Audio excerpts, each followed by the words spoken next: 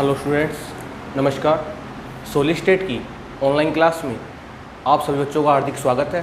मैं उम्मीद करता हूं आप घर पे सुरक्षित होंगे और सेफ़ होंगे और आपकी पढ़ाई भी चल रही होगी। मैंने अब तक सोलिड स्टेट में काफ़ी कुछ आपको पढ़ा दिया है और उनकी एक्सरसाइज, उनके नोट्स आपको मैंने सेंड कर दिए हैं। उम्मीद करता हूँ शायद आपने उन क्वेश्चन हल करने की कोशिश की होगी और फिर भी अगर आपके पास कोई डाउट आता है तो आप मुझसे पूछ सकते हो। ये बात मैंने आपसे पहले कही हुई थी, लेकिन कई विद्यार्थी अभी भी इसके ऊपर अमल नहीं कर रहे हैं, तो वो खुद का लॉस करवाएंगे, मेरा लॉस नहीं होगा। इस चीज़ को आप समझ लो। जो भी एक्सरसाइज के क्वेश्चन आपको दिए जाते हैं, पहले आप उनको सोल्व करने की कोशिश करो और अगर नहीं होते हैं तो मैं बैठा हूँ, मैं आपको उसका सोल्यूशन कर दूंगा और उसका सोल्यूशन भेज दूंगा। तो थोड़ा ट्राई करने की कोशिश किया करो।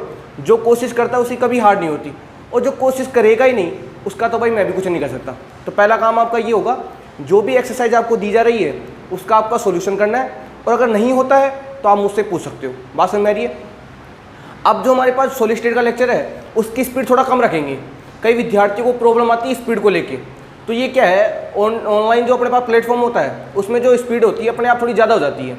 अब मैं ट्राई करूँगा कि अपने पास जो स्पीड है वो थोड़ी कम रहे और वॉल्यूम भी अपना थोड़ा लिमिटेड रहे। तो मैंने माइक की स्पीड भी उस प्रकार सेट कर दी है कि आपके पास आवाज़ है मिनिमम आएगी और आपका लेक्चर पूरा आपको समझ में आएगा। बात समझ में आ रही है? तो हम बिना बात किए अपने लेक्चर को स्टार्ट करते हैं।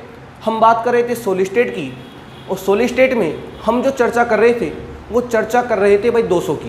यानी हम पढ़ रहे थे ठोसों में दोष कितने प्रकार के होते हैं। मैंने आपसे कहा था कि ठोसों में दोष उत्पन्न होने के दो कारण हैं। एक तो आपके पास था ताप यानी टेम्परेचर। मैंने कहा था ठोसों के अंदर जो अवयवीकरण होते हैं बिल्कुल पास पास व्यवस्थित होते हैं।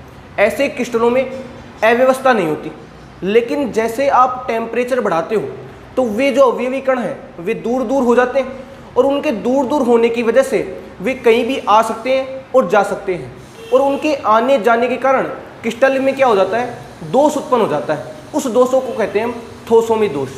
इसके अलावा एक बात आपसे और कही गई थी कि ठोसों में अगर आप किसी भी प्रकार की अशुद्धि मिला देते हो तो उसके कारण भी ठोसों में दोष उत्पन्न हो जाता है, और ये अशुद्धि मिलाने का जो तरीका है वो कहलाता है डोपिंग, और उसको हिंदी में अपमिश्रण कहा जाता है। ये बात मैं आपसे कर चुका। फिर मैंने आपसे ये कहा था कि आपके पास जो दोष है वो दो प्रकार के होते हैं। एक तो अपने पास होता है बिंदु दोष, उसे बोलते हैं इंग्लिश में पॉइंट डिफेक्ट, और एक अपने पास होता है रेखीय दोष, उसे हिंदी में बोलते हैं अपन लीनियर डिफेक्ट। मैंने कहा था रेखीय दोष क्या होता है, ऐसा दोष जिसमें अवयवी कणों की पूरी पंक्ति में आदर्श व्यवस्था में अनियमितता आएगी। कहने का मतलब ये है कि अगर पूरी पंक्ति के अंदर अगर अवयवी कणों में अव्यवस्था आ रही है तो उसके कारण जो दोष उत्पन्न होगा उस दोष को बोलते हैं अपन रेखीय दोष।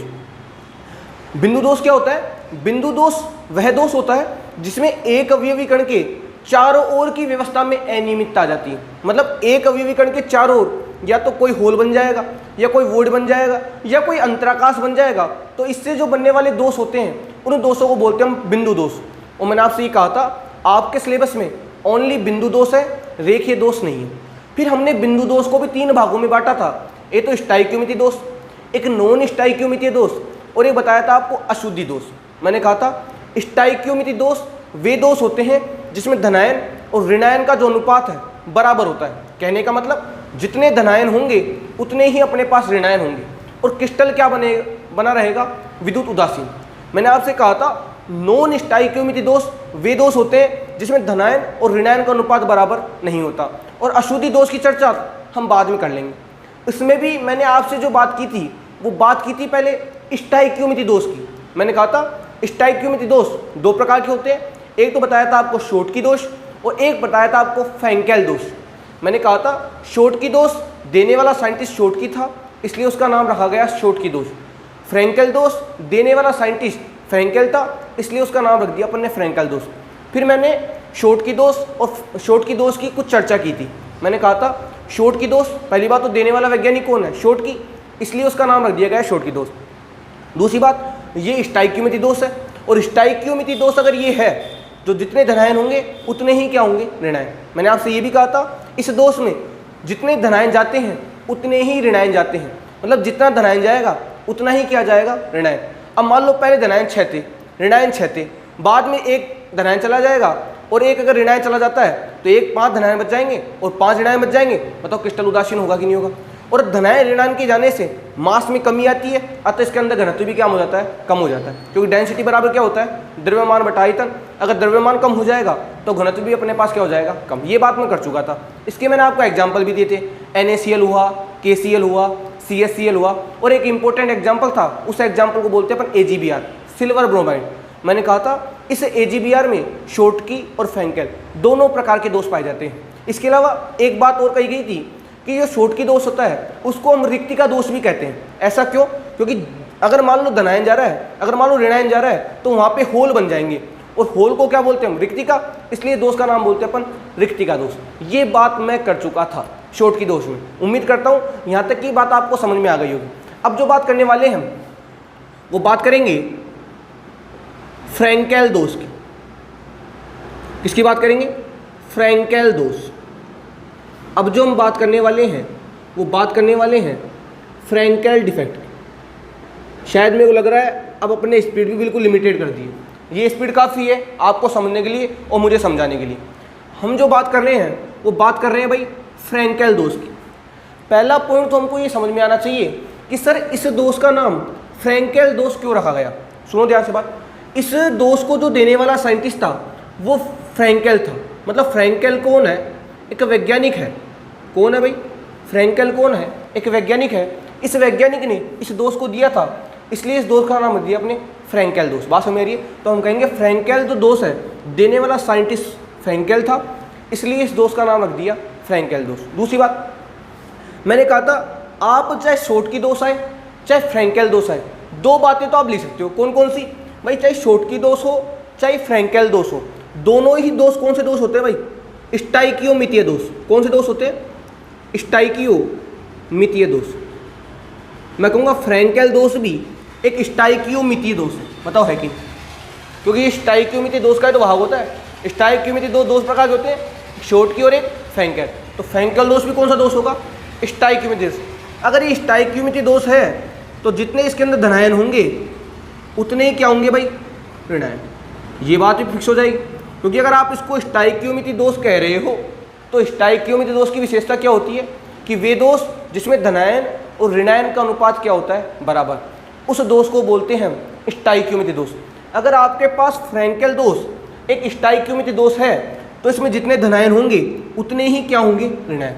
अगर ये धनायन और ऋणायन अगर बराबर है, मान लो आपके पास 5 धनायन है, यानी 5 तो आप प्लस है, और अगर आपके पास 5 ही माइनस है तो 5 प्लस और 5 माइनस बताओ 0 होगा कि नहीं होगा? मतलब क्रिस्टल क्या हो जाएगा? उदासी। तो हम कहेंगे इसके अंदर भी जो अपने पास क्रिस्टल होता है वो क्या होता है भाई? उदासीन। उदासीन जानते हो इंग्लिश में बोलते हैं इसको न्यूट्रल। क्या होता है? न्यूट्रल। यानी आपके पास जो क्रिस्टल होगा वो उदासीन होगा। मैंने आपसे कहा था दुनिया में वही वस्तु स्टेबल है जो उदासीन है। तो मैं कहूँगा ये अगर उदासीन है, बताओ ये जो अपने पास सॉलिड होंगे स्टेबल होंगे?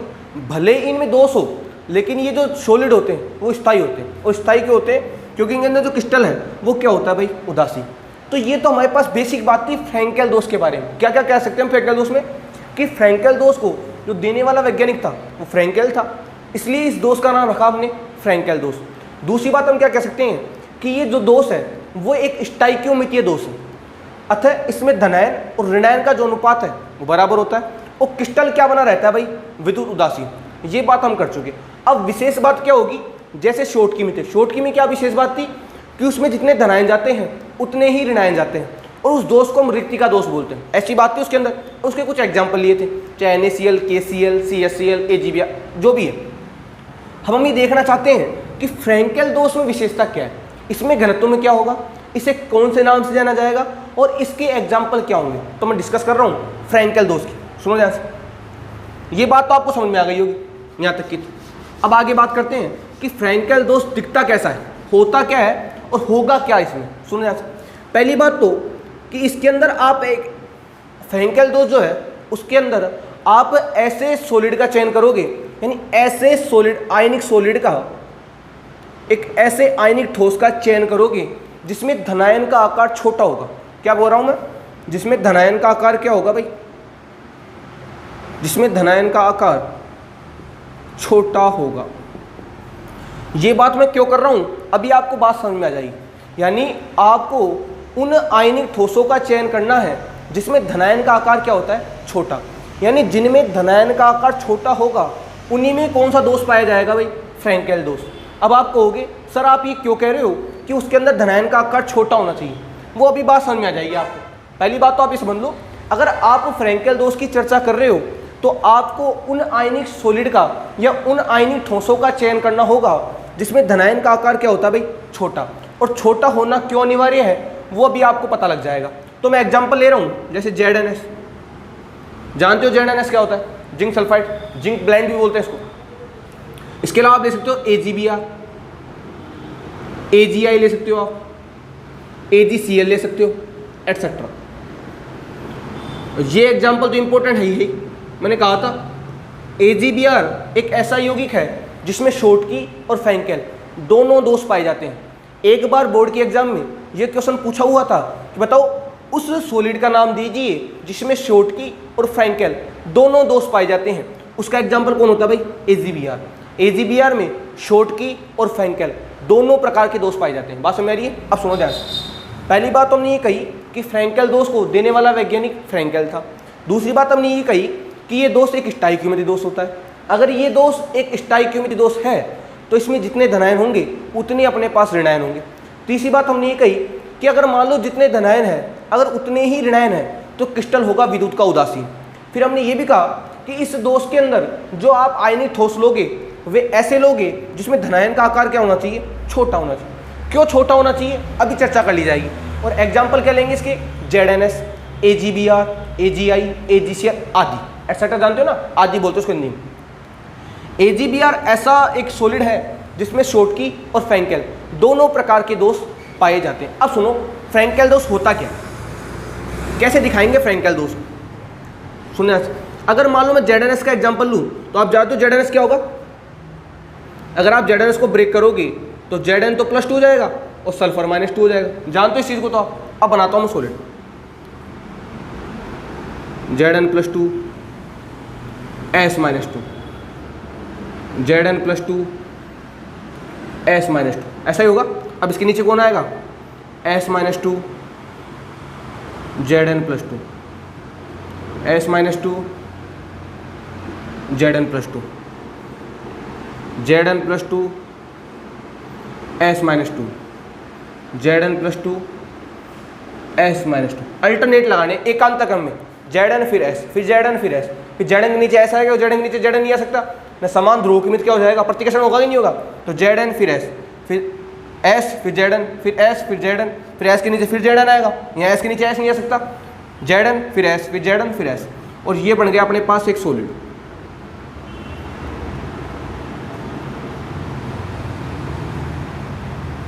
बना दिया अपन ने सॉलिड। ये किसका सॉलिड है भाई, ये अपने पास है ZnS का क्रिस्टल, यानी ZnS का सॉलिड है। बात है, मैं कहूँगा इस टाइम जो आपको ये ZnS का सॉलिड दिख रहा है वो प्योर है, शुद्ध है, इसमें किसी भी प्रकार का कोई दोष नहीं है। क्योंकि जहाँ पे Zn होना चाहिए वहाँ पे Zn है और जहाँ पे S होना चाहिए वहाँ पे S है। बताओ ये जो आपके पास जो ZnS दिख रहा है ये बताओ आइडियल होगा कि नहीं होगा, आइडियल क्रिस्टल होगा कि नहीं होगा।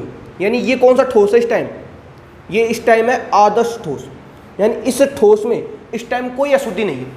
अब हमको कौन सी अशुद्धि लानी है इसके अंदर, फ्रैंकेल। कौन सी अशुद्धि लानी है, फ्रैंक। अब सुनो फ्रैंकेल दोष होता क्या है, पहले परिभाषा बता देता हूँ फिर मैं आपको समझा दूंगा। मैं कहूँगा फ्रैंकेल दोष वे दोष होते हैं, सुनना बात ध्यान से, तरीके समझना फिर आप लिख पाओगे। फ्रैंकेल दोष वे दोष होते हैं जिसमें धनायन, सुना ध्यान से बात, फ्रैंकेल दोष वे दोष होते हैं जिसमें धनायन अपने स्थान को छोड़कर, सुना बात ध्यान से, फ्रैंकेल दोष वे दोष होते हैं जिसमें धनायन अपने स्थान को छोड़कर उसके पास में उपस्थित अंतराकाश में, बोर्ड पे लिख रहा हूं मैं, अंतराकाश इंग्लिश में बोलते हैं इसको इंटरस्टिशियल साइट, इंटरस्टिशियल साइट। वापिस सुना ध्यान से, फ्रैंकेल दोष वह दोष होता है जिसमें धनायन अपने स्थान को छोड़कर अंतराकाश में, कहां पे चला जाता है, अंतराकाश में स्थान ग्रहण कर लेता है। सुना ध्यान से, इसमें क्या होगा, फ्रैंकेल दोष वह दोष है जिसमें धनायन अपने स्थान को छोड़कर कहां चला जाता है भाई, अंतराकाश में। कहां चला जाता है भाई, अंतराकाश में। मतलब ये जो स्पेस है ना बीच वाले, देखना ध्यान से, ये जो स्पेस है, ये जो स्पेस जिसको मैं मार्क कर रहा हूँ, इन स्पेसों को ध्यान से देखना। ये जो स्पेस मैंने मार्क किए हैं, इन स्पेस को ध्यान से देखना। ये जो स्पेस मैंने मार्क किए हैं, आप देखो ध्यान से, ये जो मैंने स्पेस मार्क किए हैं इनको आप ध्यान से देखो। इन स्पेस को बोलते हैं अपन अंतराकाश। क्या बोलते हैं इनको? अंतराकाश। ये बीच के अंदर है इसलिए इनको बोलते हैं अंतराकाश। मतलब क्या होगा? फ्रैंकेल दोष वह दोष होता है जिसमें जो धनायन है अपने स्थान को छोड़कर कहाँ चला जाता है? अंतराकाश में। कहाँ चला जाएगा? मतलब यहाँ से जो धनायन है, ये जो कोई सा ले लो आप, चाहे ये लो चाहे ये लो, ये लो, ओनली कौन जाएगा भाई?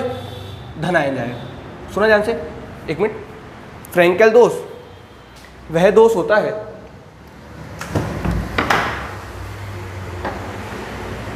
फ्रैंकेल दोष वह दोष होता है जिसमें धनायन अपने स्थान को छोड़कर कहाँ चला जाता है भाई? अंतराकाश। इनको बोलते हैं अंतराकाश। यानी बीच के जो भाई आप जो सॉलिड बनाते हो ऐसे तो बनाते हो, इनमें जो स्पेस खाली हो जाता है इन स्पेस को क्या बोलते हैं? अंतराकाश। इनको ही आप वॉइड बोलते थे। वही कह रहा हूँ मैं आपसे कि इसके अंदर जो धनायन है अपने स्थान को छोड़कर कहाँ चला जाएगा भाई? अंतराकाश में। मतलब आपके पास मान लो ये धनायन था Zn+2, ये यहाँ से हट के कहाँ चला जाएगा भाई?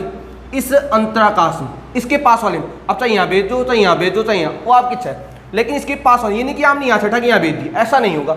उसके पास वाले अंतराकाश में चला जाएगा। देखो आप चला गया यहाँ पे, देखो आप, इसको बोलते हैं अपन फ्रैंकेल दोष। ये है बस सिंपल।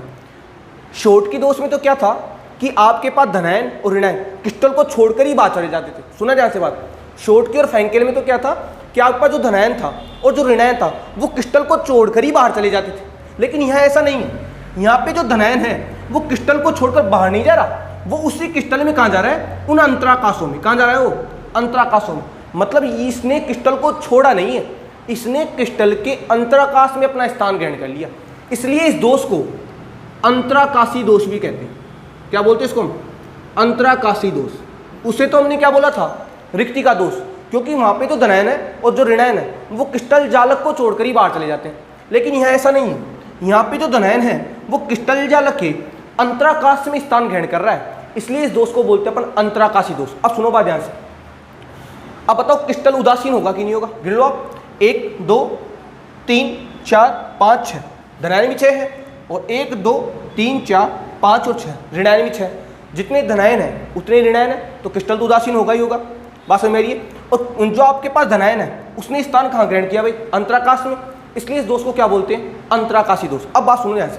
मैं आपसे ये कह रहा था कि मैं जो अपने पास जो फ्रैंकेल दोष होता है उसके अंदर जो हम ठोस लेते हैं उसमें हमने कहा था कि धनायन का आकार क्या होना चाहिए? छोटा। ऐसा क्यों भाई? आप जानते हो जो सॉलिड जब बनता है तो ऐसा बनता है सॉलिड, और आप जानते हो ये जो स्पेस होते हैं बीच वाले स्पेस, उनका आकार बताओ छोटा होता ही नहीं होता। सोचो आप कि जब आप सॉलिड बनाओगे तो उसके अंदर अवयवी कण बिल्कुल पास पास व्यवस्थित होंगे, और उनमें जो बीच में स्पेस बनेगा बताओ थोड़ा छोटा होगा कि नहीं होगा?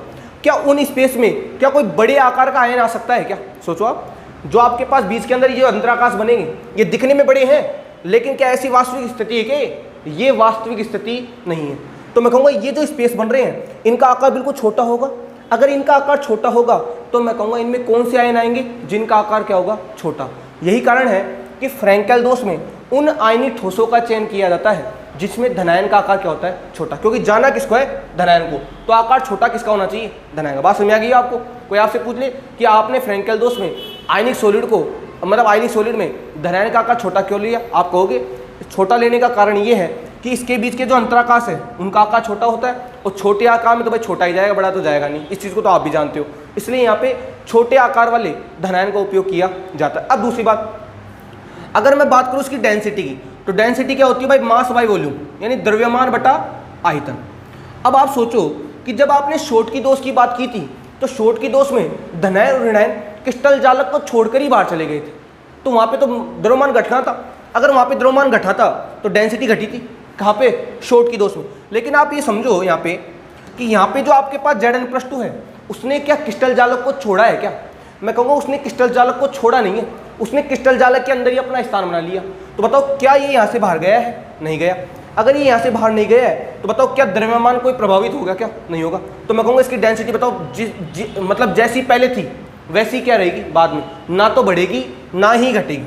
यानी इसकी डेंसिटी जो पहले थी वही क्या रहेगी बाद में, क्योंकि यहाँ पे जो धनायन था उसने क्रिस्टल को छोड़ा नहीं है, उसके क्रिस्टल के अंतराकाश में अपना स्थान ग्रहण कर लिया, तो द्रव्यमान में कोई परिवर्तन नहीं आएगा। जो द्रव्यमान पहले था वही द्रव्यमान बाद में है। तो मैं कहूँगा इसकी जो डेंसिटी है वो फिक्स होती है, वो नियत होती है, उसमें किसी प्रकार का कोई चेंज नहीं पाया जाता। इसको बोलते हैं अपन फ्रैंकेल दोष। तो फ्रैंकेल दोष की बात समझ में आ गई आपको क्या है? पहली बात तो इसको देने वाला साइंटिस्ट फ्रैंकेल था, इसलिए इसका नाम रख दिया अपने फ्रैंकेल दोष। दूसरी बात, यह दोष एक स्टाइक्योमिति दोष है। अगर ये दोष एक स्टाइक्योमिति दोष है तो इसमें जितने धनायन होते हैं उतने ही क्या होते हैं हमारे पास ऋणायन। अतः इसमें क्रिस्टल क्या होता है? उदासीन। ये बात समझ में आ गई आपको। फिर मैंने आपसे कहा था कि जो फ्रैंकेल दोष है वो उन ठोसों में पाया जाएगा जिसमें धनायन का आकार क्या होगा? छोटा। इसका एग्जांपल बताया था मैंने आपको, ZnS, AgBr, AgI, AgCl इत्यादि। और मैंने कहा था AgBr एक ऐसा सॉलिड है जिसमें शॉटकी और फ्रैंकेल दोनों प्रकार के दोष पाए जाते हैं, अपवाद है। फिर मैंने आपसे ये बात कही थी कि यहाँ पे धनायन के आकार छोटे होने से मतलब क्या है? क्योंकि यहाँ पे जो अंतराकाश होते हैं, भाई फ्रैंकेल दोष में जो धनायन है अपने स्थान को छोड़कर कहाँ चला जाता है? अंतराकाश में। इसलिए इस दोष को बोला था अपन ने अंतराकाशी दोष। और हम कह रहे हैं कि ये जो अंतराकाश है उनका आकार क्या होता है? बहुत कम। अगर इनका आकार बहुत कम होता है तो इसमें इसी प्रकार के धनायन आ सकते हैं जिनका आकार क्या होगा? छोटा। इसलिए हमने फ्रैंकेल दोष में उन आयनिक ठोसों का चयन किया था जिसका आकार क्या था भाई? छोटा। बात समझ रही है? फिर हमने ये कहा था कि इसकी जो डेंसिटी है यानी इसका जो घनत्व है वो परिवर्तित नहीं होता, जैसा पहले था वैसा ही बाद में होता है। ऐसा क्यों? क्योंकि यहाँ पे जो धनायन है उसने क्रिस्टल जालों को छोड़ा नहीं है, उसने क्रिस्टल जाल के अंदर ही अपना स्थान ग्रहण कर लिया है, तो द्रव्यमान में कोई परिवर्तन नहीं आएगा। अगर द्रव्यमान में कोई परिवर्तन नहीं आएगा तो बताओ घनत्व के अंदर का कोई परिवर्तन आएगा क्या? नहीं आएगा। इसलिए हम कहते हैं इसका जो घनत्व है वो क्या होता है? नियत होता है। इस दोष को बोलते हैं हम फ्रैंकेल दोष। बात समझ में आ गई होगी फ्रैंकेल दोष क्या है? देख लो ध्यान से आप कि फ्रैंकेल दोष होता क्या है। बात समझ में आ गई फ्रैंकेल दोष क्या होता है? क्लियर है? शायद उम्मीद करता हूँ आज का लेक्चर आपको पूरा समझ में भी आया होगा। इससे पहले के भी आए होंगे लेकिन उसके अंदर थोड़ी वॉल्यूम ज़्यादा थी, अब मैं थोड़ा कंट्रोल कर रहा हूँ माइक के ऊपर भी, स्पीड के ऊपर भी। तो ये आपको फ्रैंकेल दोष की पूरी कहानी आपको समझ में आ गई होगी। क्लियर? कोई डाउट? तो फ्रैंकेल दोष के बारे में क्या क्या लिख सकते हैं हम? पहला पॉइंट क्या लिखेंगे? देने वाला साइंटिफिक फ्रैंकेल दोष, वो तो लिखने की आवश्यकता है नहीं। क्या लिखेंगे? स्टाइक्योमिति दोष है। दूसरी बात, धनायन इक्वल टू क्या होगा? ऋणायन होगा। क्रिस्टल क्या होगा भाई? उदासीन होगा। इसे क्या बोलते हैं? अंतराकाशी दोष। सही बात है। घनत्व क्या होता है? घनत्व क्या होता है इसके अंदर? अपरिवर्तित। जैसा पहले था वैसा ही बाद में रहता है। एग्जाम्पल क्या होंगे इसके? ZnS ले लो, AgBr ले लो, AgCl ले लो, AgI ले लो आदि। बात समझ रही है? इसको बोलते हैं शॉटकी और फ्रैंकेल दोष। ये कहानी हो गई अपने पास स्टाइक्योमिति दोष की। ये कंप्लीट हो गया आपके पास स्टाइक्योमिति दोष। अब जो हम बात करेंगे वो बात करेंगे नॉन स्टाइक्योमिति दोष की। अगले वाले लेक्चर के अंदर आपसे डिस्कस किया जाएगा नॉन स्टाइक्योमिति दोष कि नॉन स्टाइक्योमिति दोष क्या होते हैं। जब तक के लिए धन्यवाद। पढ़ते रहिए और देखते रहिए।